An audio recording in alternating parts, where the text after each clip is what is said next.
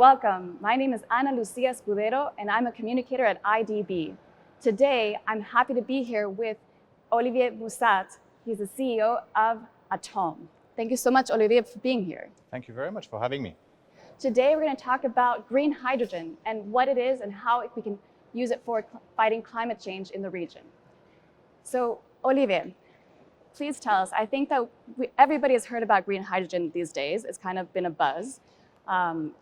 Tell us more what it is and how it can be helpful for fighting climate change. Sure. So green hydrogen is pretty much taking water, H2O, putting it through an electrolyzer, which is kind of like a giant electrical hammer, which separates the hydrogen, H, and the O, the oxygen.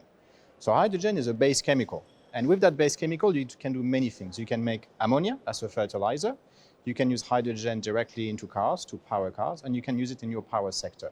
So it has the advantage of having essentially green energy in the form of a flexible molecule rather than just an electron, which is fixed to a line. So it's green energy in a flexible manner. Nice.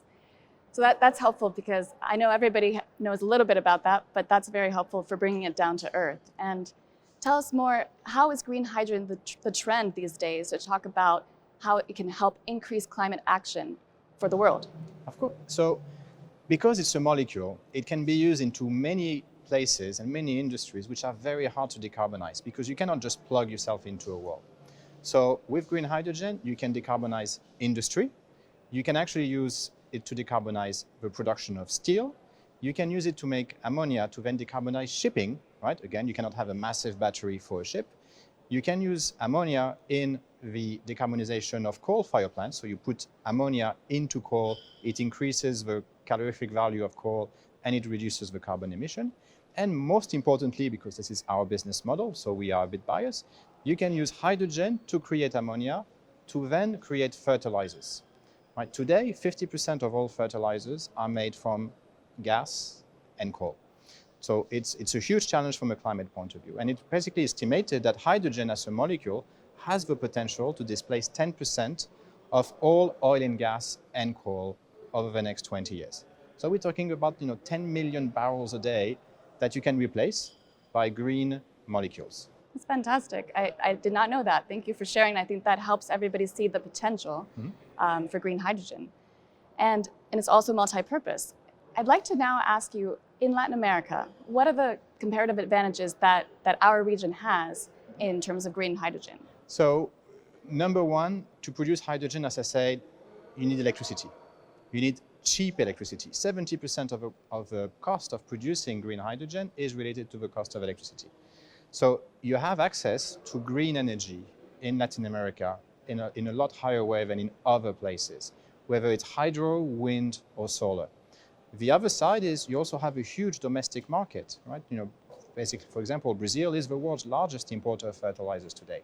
So if you can use natural resources, renewable energy locally to produce fertilizers which displace import, mechanically you have a huge advantage where you can start decarbonizing your own industry. And then as that industry grows, you can actually use renewable energy in the continent to export green molecules to Europe, to Japan, at a very low cost, because again, what is very important is to have very low cost of electricity in order to be able to create a competitive, low-cost renewable energy source of energy like hydrogen, like ammonia. Exactly. Bringing down the cost is what we all want, right? So that everybody can use it, right? I think that I would love to learn more about how you see multilaterals like IDB and IDB Invest as a company. How do you work? What's our role in helping facilitate with the private sector the green hydrogen revolution? Well, you have to think of it that we are creating new markets. We are creating new business models. This is not solar for the sake of producing electricity. You are mixing a market which does electrons, electricity, which is very much utility infrastructure, and a chemical market, which is whether it's agriculture, whether it's the other uses of hydrogen or ammonia. These two worlds never had to coexist before. The other side is this is relatively new in that it's being scaled up as we speak. Right? We are pretty much where we were in solar, in wind, renewable energy 15 years ago. So this is really where, from an IDB point of view, and this is one of the reasons in our first project is in Paraguay. It's 120 megawatts. It's about 100,000 tons of ammonia a year production, which will be in operation by 2025. You need to have an institution which can help you create these new markets, these new business models, because otherwise people are looking for what did we do before? Like, we've never done this before at scale. Right? We're using existing technology, we're going into existing markets, but taking these two together has never been done. So we need the support of people like Bidinvest, who is also advising us, to be able to bring these projects into operation in a very, very short time. Otherwise, if we wait for perfection, we're not going to be doing anything before 2030. Right, you have to start now. 2030 is in 7 years, but it's really now. That's correct. Yes.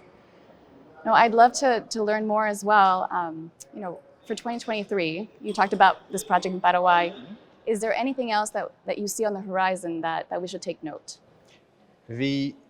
So the answer is yes. Right? What we are seeing now is, and that comes from the experience that we had during COVID, the experience that we've had with the Ukrainian war, is we are seeing a lot of countries retrenching on themselves and really focusing on how can I provide subsidies in the US, in Europe, to have energy independence, to have food independence. So this is what we are seeing now in 2023. Suddenly, how do we make sure that we can accelerate that industry, leveraging the experience of what we are seeing in Europe or in the US, apply it into LATAM, and we are now seeing some, like the first project going into final investment decision of hydrogen and green ammonia project are happening this year. So the proof isn't going to be in the pudding this year. Clearly, our company is going to be the first on the continent to get to FID to a project. There's been another project in Saudi Arabia which is just going through FID. So, and these will be very large changes, and it doesn't look big, but actually it has a huge impact for the future. Well, I can't wait to see that. I think it'll be great to have the proof there and then continue growing and scaling. That's correct. And scaling the impact, really. Yes. So let's just, I want to find out from you, what keeps you going, just to conclude, what keeps you going every day? So what keeps me going every day?